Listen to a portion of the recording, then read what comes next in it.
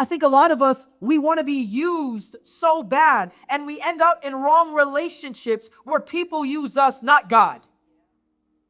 Seek Jesus. Know Him for yourself. We get preached a gospel where it's like, you better go out there and preach to every living creature. Go out there, but you're in brokenness and dysfunction. You're opening up yourself to anybody. You're opening up your legs to just anybody. But I need to get matured. I need to get healed. I need to get worked on. And if I'm just giving myself to God and He's healing the inside out, He will use you continuously. He will. Soldiers, saints, snakes. Soldiers for Christ. We want soldiers for Christ in this hour. I want to be a soldier in this hour. I don't want to just be a saint, like I received Jesus. I want to be a soldier for Jesus. When you get around soldiers, there might be certain partnerships that I have with them. Certain assignments to go to war against the gates of hell. There are certain tasks that I go to war with soldiers, and there are certain seasons that I'm running with these soldiers. Some soldiers, I'm going with season. Other soldiers, it was just a season.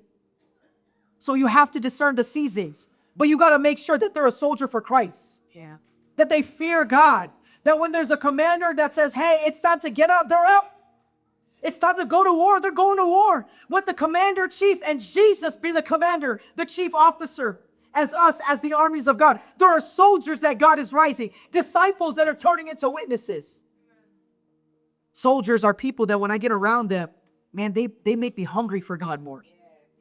They make me love God more. They make me get deeper with God. That's how you know that's a soldier. It's like, get up, bro. Iron sharpening iron. Let's sharpen each other for the glory of God. These are soldiers that are in the trenches. That's how you know that this person's really a soldier and how to run with them. Because some soldiers are called to be the air.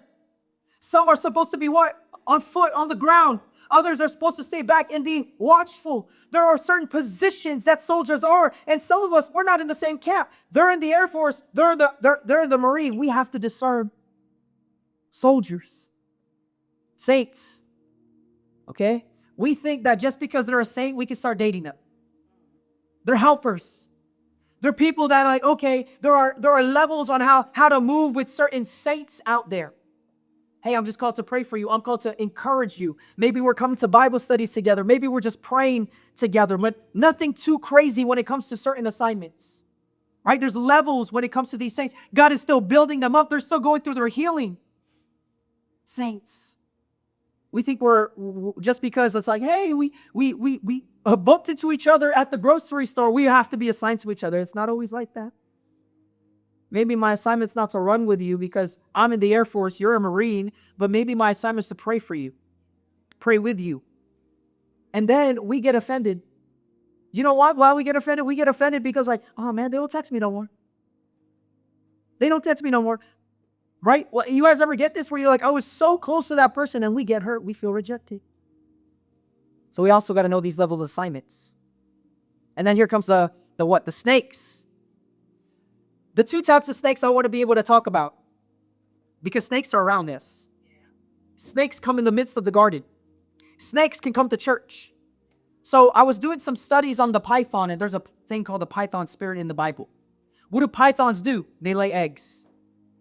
They lay seeds of discord, seeds of division, seeds of doubt. People can act in a python way. Now we have to have reverence, and we have to also understand that, man, even the enemy can try to influence people's mind and trick them and lie to them because of what they got. They might be speaking it. So I got pythons that lay eggs, but I also have vipers that bite and have venom. Right? When I think about vipers, what does that venom do? It's poison. It's poison. And here's the issue with a lot of us. We get people that come in like snakes, like vipers, and they take a little bite out of you spiritually. And we get so addicted to the poison because we love the pleasure. I think a lot of us, we get into places where we're like, well, brother, like I look at him and there's hope. There's hope for that person. They're just going through a season. And the reason why we continue to entertain toxic, poisonous bites is because of compatibility. Yeah.